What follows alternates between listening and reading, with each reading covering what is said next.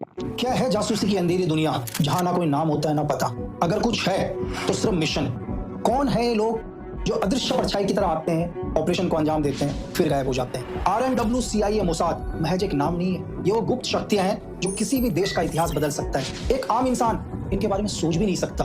क्या आप जानते हैं कि एजेंसियां कैसे काम करती हैं, इनके मिशंस क्या हैं, इनकी रणनीतियां क्या हैं? आज के वीडियो में हम इनकी धुन से भी खतरनाक, खौफनाक इतिहास को जानेंगे। आज के इस वीडियो में हम जानेंगे कि सीक्रेट सर्विस दुनिया की कैसे काम करती है, चाहे वो RNW हो, CIA हो, मोसाद हो, MSS हो, FSB हो, MI6 हो। सबका काम करने का तरीका एक ही है, पर मिशन अलग अलग। हम इनके हर स्ट्रक्चर को जानेंगे, लेकिन इससे पहले मैं आपको थोड़ा सा इतिहास में ले जाना चाहूंगा। अगर इतिहास को जानोगे तो आज के सीक्रेट सर्विस को समझ पाओगे और भविष्य में वो क्या करने वाले हैं उन पर भी विचार करोगे। तो हम सबसे पहले चलते हैं रामायण पर। अगर रामायण के अंदर मैं बोलूं कि हनुमान जी श्री राम के सबसे बड़े स्पाई थे। जब भगवान राम माता सीता को खोजने गए थे तो उन्होंने हनुमान जी को लंका भेजा और हनुमान जी लंका के अंदर गए और पूरे लंका को एनालाइज किया कि रावण की सेना में कौन पावरफुल लीडर है, कौन उनके बड़े योद्धा हैं, रावण की कमजोरी क्या है। तो हम ये बोलो कि उस टाइम के हनुमान जी राम जी के सबसे बड़े स्पाई थे। थोड़ा सा आगे चलते हैं, सेम महाभारत में भी। महाभारत जैसे आप सबको पता है, कौरव और पांडव। जब कौरव और पांडवों के बीच में युद्ध होने वाला था तो कौरवों ने एक चाल चली पांडवों को लक्ष्य ग्रह में मरवाने की। कौरवों के सलाहकार विदुर, जैसे आज के टाइम के NSA चीफ समझ लो आप, डोभाल साहब, तो विदुर के स्पाई उनको बताते हैं कि पांडवों को लक्ष्य ग्रह में मरवाने वाले हैं। और ये बात विदुर किसको बताते हैं? भीष्म पितामह को। सपोज करो आज के टाइम के चीफ ऑफ आर्मी स्टाफ। तो जैसे भीष्म पितामह को ये बात पता चलती है तो भीष्म पितामह भी क्या करते हैं, इनडायरेक्ट तरीके से अपने स्पाई भेजते हैं किसके पास? पांडवों के पास। और पांडवों को बोलते हैं कि तुम्हें लक्ष्य ग्रह में मरवाने वाले हैं कौन? कौरव। अगर हम आज CIA, मोसाद, RNW, ISI की बात करें तो मैं आपको ये बोलूंगा कि कम से कम लगभग 2347 साल पहले हिंदुस्तान की इसी धरती में एक आदमी ने एक ऐसी सीक्रेट सर्विस बनाई जिसने ना कभी कोई तलवार उठाया ना धनुष, बस एक राजा को हटा के दूसरा राजा बदल दिया। आप सही समझे, मैं बात कर रहा हूँ आचार्य चाणक्य की। चाणक्य ने क्या किया? नंद वंश को खत्म करके चंद्रगुप्त मौर्य को क्या कर दिया? साम्राज्य में बैठा दिया। सेम चाणक्य का काम करने का तरीका क्या था? अपने स्पाई दुश्मन राजा के सेना में भेजते थे, वहां की हर इंफॉर्मेशन चाणक्य के पास आती थी और सेम चाणक्य को पहले ही पता चलता था कि उनका दुश्मन या जो भी विद्रोही राजा है वो क्या करने वाला है। वो उसके लिए पहले से क्या करते थे? एक काउंटर प्लान तैयार करके रखते। हम इतिहास के और थोड़ा सा नजदीक आते हैं। सन 1569 के अंदर यहाँ पर ब्रिटेन की धरती में पहला सीक्रेट सर्विस बनता है जिसका नाम था एलिजाबेथ सीक्रेट सर्विस। उन्होंने अपनी रानी एलिजाबेथ की सेफ्टी के लिए इस सीक्रेट सर्विस को बनाया। इनका सिर्फ एक ही काम था, अपनी रानी की हिफाजत करना।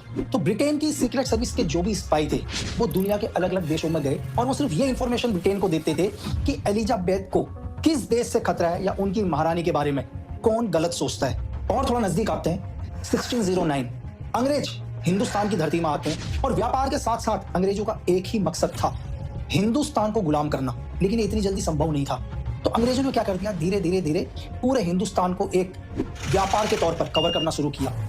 एक राजा को दूसरे राजा से लड़ाना शुरू किया। यह अंग्रेजों के हिसाब से हर प्लानिंग सही चल रही थी। और धीरे धीरे क्या हुआ? टाइम आता है 1835 और यहाँ पर क्या होता है कि ईस्ट इंडिया कंपनी यानी कि ब्रिटिश के अंग्रेज धीरे धीरे गायब होना शुरू हो गए। अंग्रेजों का पता ही नहीं चल पा रहा था कि कौन अंग्रेज कहाँ गायब हो रहे हैं, ना उनकी डेड बॉडी मिल रही थी ना कुछ। तो अंग्रेजों ने एनालाइज किया यार हमारे सारे अंग्रेज ऑफिसर कहाँ गायब हो रहे हैं। तो अंग्रेजों ने देखा कि MP के अंदर ये लोग गायब होते जा रहे हैं और धीरे धीरे अंग्रेजों को ये पता चला कि जो MP के जो डकैत हैं और वहां पर रहते हैं तो अंग्रेजों के लिए बहुत मुश्किल हो गया। अब अंग्रेजों को लगा यार कि नहीं, हमें किसी भी कीमत में डकैतों को खत्म करना पड़ेगा।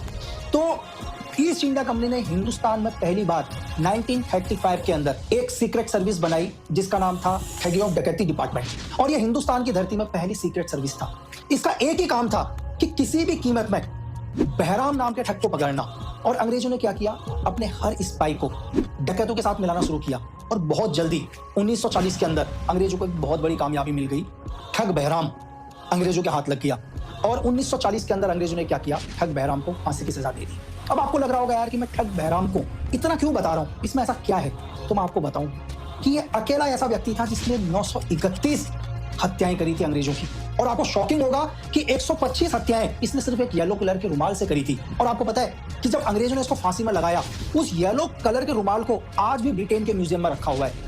और अंग्रेजों को यहां समझ में आ गया कि नहीं यार, अगर हिंदुस्तान के अंदर राज करना है तो उन्हें अपने जासूस या स्पाई पूरे हिंदुस्तान के अंदर फैलाने पड़ेंगे, तभी वो हिंदुस्तान को लगातार गुलाम रख सकते हैं। नहीं तो उन्हें लग गया था कि कहीं ना कहीं ये विद्रोह उठेगा और अंग्रेज बिल्कुल सही थे और 1857 का विद्रोह हुआ जिसके बारे में अंग्रेजों ने सोचा भी नहीं था। इस विद्रोह में पूरे ब्रिटिश साम्राज्य को कहूं या ईस्ट इंडिया कंपनी को कहूं हिला के रख दिया और अंग्रेज नहीं चाहते थे कि ऐसा विद्रोह दोबारा हिंदुस्तान में हो।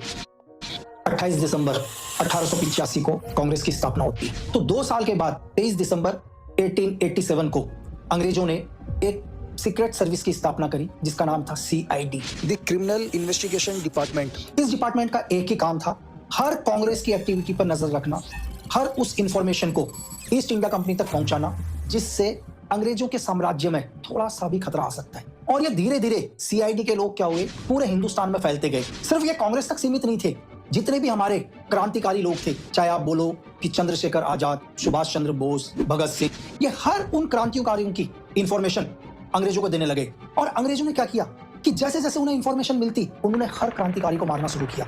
और अंग्रेजों को समझ में आ गया अगर हिंदुस्तान में राज करना है तो इंफॉर्मेशन से बड़ी चीज कुछ भी नहीं है। और तभी दिन आता है 13 अप्रैल 1919 को, जलियांवाला बाग, जहां अंग्रेजों ने निहत्थे हिंदुस्तानियों के ऊपर गोलियां चलाई और इसमें 350 से लेकर 1500 निर्दोष सिख या हम बोले हिंदुस्तानी वो मारे गए। अंग्रेजों ने 1 साल के बाद CID उसको IB में कन्वर्ट कर दिया।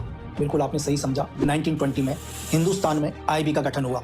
1939 में वर्ल्ड वॉर सेकंड की शुरुआत होती है और अंग्रेजों को समझ में आ गया था कि बहुत जल्दी ब्रिटिश इंडियन आर्मी में काम कर रहे हिंदुस्तानी एक बड़ा विद्रोह कर सकते हैं या उनकी आर्मी को नुकसान पहुंचा सकते हैं। और तभी अंग्रेज एक नई इंटेलिजेंस विंग की स्थापना करते हैं और दिन आता है 15 अगस्त 1947 का, जहां हिंदुस्तान आजाद हो जाता है। हिंदुस्तान भी 2 हिस्सों में डिवाइड हो जाता है और हिंदुस्तान की सीक्रेट सर्विस भी 2 हिस्सों में डिवाइड होती है। पाकिस्तान को MI दी जाती है और इंडिया के पास रहती है IB। अब हम बात करते हैं आज एजेंसीज के बारे में। तो सिर्फ हिंदुस्तान ही नहीं देख रहा था यार, ये दुनिया का हर मुल्क देख रहा था। सबको पता चल गया था कि इस दुनिया में इंफॉर्मेशन से महंगी चीज कुछ भी नहीं है। दुनिया के अंदर सुपर पावर बनना है तो इंफॉर्मेशन कलेक्ट करना है। अगर आपके पास इंफॉर्मेशन रहेगी तभी आप दुश्मन को मार पाओगे। जब तक आप दुश्मन को नहीं जानोगे आप दुश्मन का कुछ नहीं बिगाड़ पाओगे। तो सबसे पहले ब्रिटेन की धरती में ब्रिटेन की सीक्रेट सर्विस बनती है 1919 में, जिसको हम आज MI6 के नाम से जानते हैं। अगर इस सीक्रेट सर्विस के ऑपरेशंस की बात करूं, सिर्फ इसका एक ही काम करने का तरीका है, लोगों की इंफॉर्मेशन को कलेक्ट करो और आपस में ही उनको लड़ाओ। प्रॉक्सी वॉर, छोटे छोटे डिवाइड एंड रूल्स। आज भी जो MI5 जो फॉलो करती है उनका काम करने का तरीका है सेम जो हमारे आचार्य चाणक्य करते थे। आपस में ही क्या करवाना, लड़वाना और अपना साइलेंट गेम खेलना। भाई हम ब्रिटेन ने अपनी सीक्रेट सर्विस बनाई तो आपको क्या लगता है अमेरिका कैसे पीछे रह सकता था? अमेरिका को समझ में आ गया कि अगर दुनिया में राज करना है, सुपर पावर बनना है, पूरी दुनिया अगर अमेरिका के हिसाब से चले तो उन्हें एक एक्सटर्नल सीक्रेट सर्विस की जरूरत पड़ेगी। तो 18 सितंबर 1947 को अमेरिका ने अपनी पहली एक्सटर्नल सीक्रेट सर्विस बनाई जिसका नाम था CIA। आज आपको पता है ये CIA की पावर। CIA का काम करने का तरीका सिर्फ भ्रम फैलाओ, दुनिया की गवर्नमेंट्स को गिराओ, दुनिया को अपने हिसाब से चलाओ।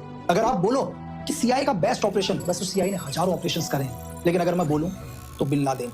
आप देखो ना कि पाकिस्तान को पता भी नहीं चला कि उनकी ही धरती के अंदर अमेरिका की शील कमांडो आती है, एक ऑपरेशन करती है और ऑपरेशन करके वापस चले जाती है। आपने शील का नाम सुना जो उनकी एक नेवी कमांडो है, लेकिन एक्चुअल में इस पूरे ऑपरेशन को जिसने सक्सेस किया उसमें सबसे अहम रोल रहा है CIA का।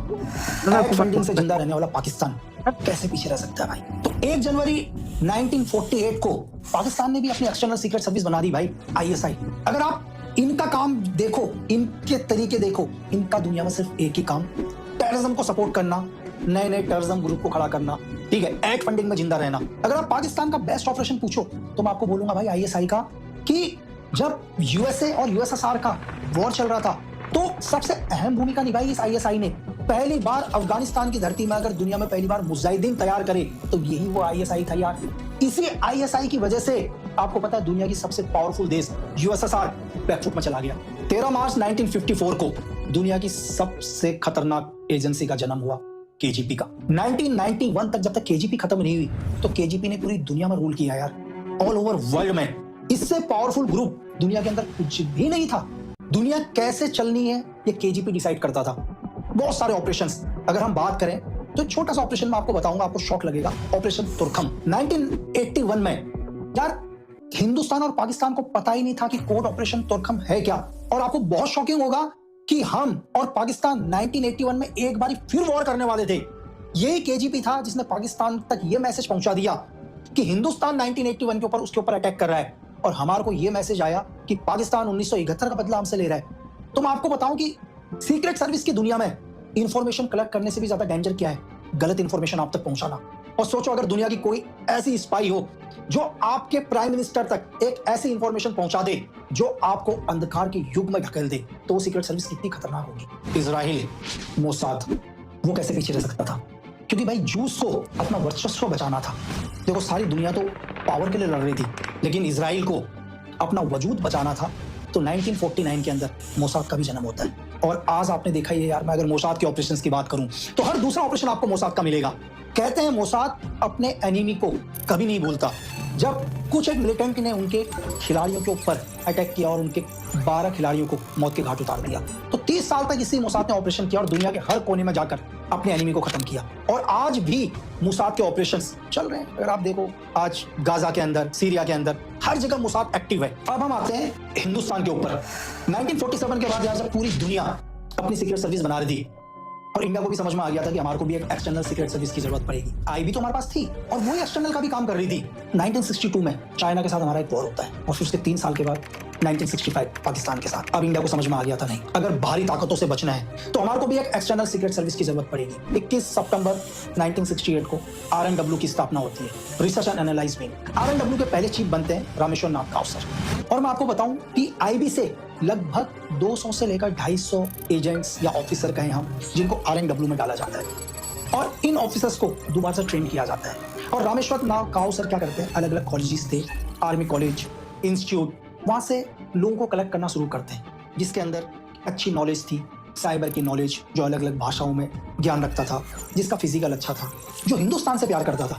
ऐसे आदमी को पूरे देश भर से चुना जाता है और इनको एक स्पेशल ट्रेनिंग दी जाती है। और इनको ट्रेनिंग देने के बाद हमारे लगभग 200 से लेकर 250 एजेंटों को हिंदुस्तान से बाहर भेजा जाता है अलग अलग देशों में। इन सबका सिर्फ एक ही काम था कि हर उस इंफॉर्मेशन को हिंदुस्तान तक पहुंचाना जिससे हिंदुस्तान की आजादी को खतरा हो, यहाँ की आर्थिक स्थिति को खतरा हो, यहाँ के लोगों को खतरा हो, या हिंदुस्तान की धरती को खतरा हो। हर वो इंफॉर्मेशन, छोटी से छोटी, बड़ी से बड़ी, हिंदुस्तान के ऊपर पाकिस्तान अटैक करता है 1971 में। और आपको मैं बताऊं कि तब तक हमारी RNW इतनी स्ट्रांग हो चुकी थी कि महज 13 दिन के अंदर पाकिस्तान के घुटनों पर बैठा दिया। और आपको मैं ये बताऊं, वो RNW की ही इंफॉर्मेशन थी कि 93,000 पाकिस्तानी सोल्जरों ने अपने हथियार डाल दिए। ये हमारी सीक्रेट सर्विस थी। RNW के हर एजेंट दुनिया के अलग अलग कोनों में जा चुके थे, अलग अलग आईडीज में, अलग अलग तरीके से रह रहे थे और उन सबका एक ही काम था, हिंदुस्तान की हिफाजत। ऑपरेशन फिजी के अंदर RNW ने 12 साल के अंदर फिजी के प्राइम मिनिस्टर चेंज कर दिए यार। आप एक सोचो कि एक एजेंसी ने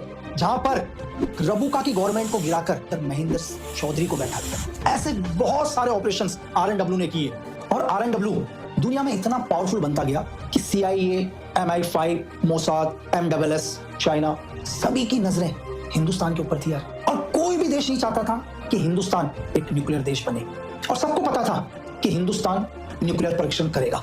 इनके हर एजेंट की नजर हिंदुस्तान के ऊपर थी, लेकिन हिंदुस्तान के RNW के एजेंटों ने इतना सीक्रेट तरीके से काम किया कि 1974 के अंदर स्माइलिंग बुद्धा हमारा पहला परमाणु परीक्षण हुआ और हिंदुस्तान पूरी दुनिया में एक न्यूक्लियर पावरफुल बन के उभरा।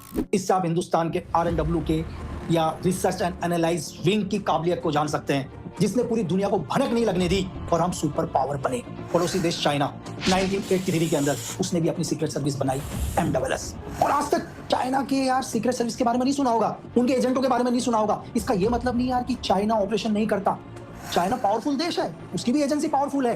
तो चाइना के अगर मैं ऑपरेशंस के बारे में बताऊं यार, अमेरिका को पता भी नहीं था और चाइना की MSS ने एक साइबर वॉर किया, अमेरिका की इकोनॉमी को हिला के रख दिया। और आप कहोगे यार कि मैं हर एजेंसी की तारीफ कर रहा हूं, चाहे मैं RNW की तारीफ कर रहा हूं, मोसाद की तारीफ कर रहा हूं, CIA की तारीफ कर रहा हूं, MI6 की तारीफ कर रहा हूं, तो मैं आपको ये बताऊं यार, हर एजेंसी अपने आप में पावरफुल है।